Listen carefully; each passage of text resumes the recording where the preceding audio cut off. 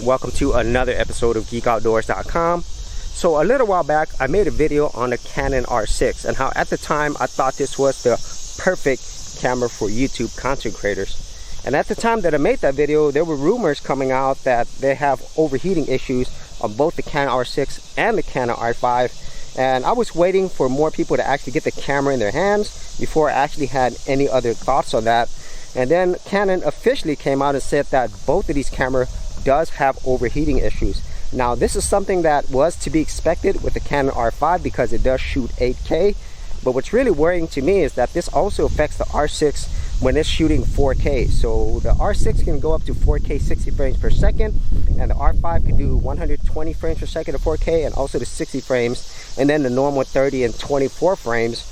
And we all knew that this does have a recording limit. You know, it's 29 minutes technically, but a lot of people who have actually used this out there in the real world are seeing numbers across the board of where it overheats.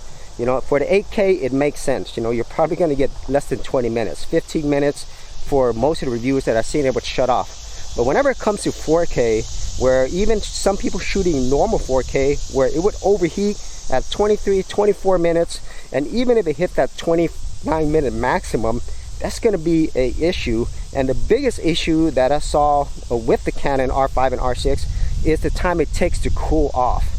And I saw one reviewer that, you know, he's a professional videographer and he shoots short documentaries, and in his real world test he would actually have overheating issues randomly as he was trying to shoot his documentary.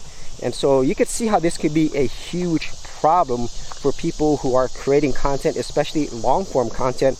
And whenever he had these issues, it wasn't that he was having it at a very high resolution, you know, not at 8K or anything, but at 4K. And it seems he had at 4K 24 frames per second. And even if it was at the 4K 60 frames per second, just the time that it takes for this camera to cool down is just not a good thing. And the solutions that they were showing was putting your camera in a refrigerator or using ice bags. And so all of those things are very impractical. And unfortunately, I can no longer say that the Canon R6 or R5 are like perfect YouTube cameras, because at the end of the day, you want to be able to use your camera. And despite other cameras having overheating issues as well, the fact that it takes so long to cool down and it's more random than consistent, especially on like normal 4K, that's just a big problem. For serious YouTubers, check out TubeBuddy, the premier tool news at GeekOutdoors.com. Get more done today by checking out the affiliate link in the description area below. And unfortunately, we still don't have the perfect YouTube camera.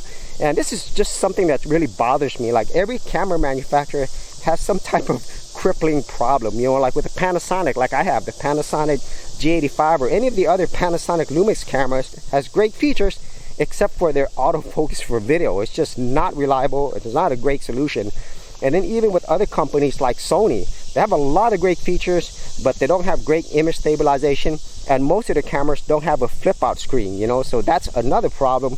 And then you have things like with Fuji, you know, they kind of get a lot of things right, but they also have overheating issues as well. It just seems like there's always something that's missing with these cameras, and I don't know if it's done on purpose or not. But anyways, at the end of the day, unfortunately, the Canon R6 and R5, the overheating issues is just big enough out there in the real world that it's just not going to be a perfect camera or even a usable camera for a lot of content creators out there, especially if they're using long form content. So if you actually had any thoughts on this, be sure to leave that in the comments area below. And if you wanted to see more of my camera thoughts and tips, I do have a playlist. I'll leave that in the description area as well. So as always, if you did get value out of these videos, be sure to share, like, and subscribe. Hey geeks, if you are a creative geek like me and you wanted to learn how to create content on YouTube and other places on the internet, then check out my Go Content Creators group, where you'll get access to additional videos and content for all the creative geeks out there. And the best part of it is, all of this is free. Simply head over to the link below, check out my page, and sign up for my Go Content Creators group. Thanks for watching, and I'll see you on the other side.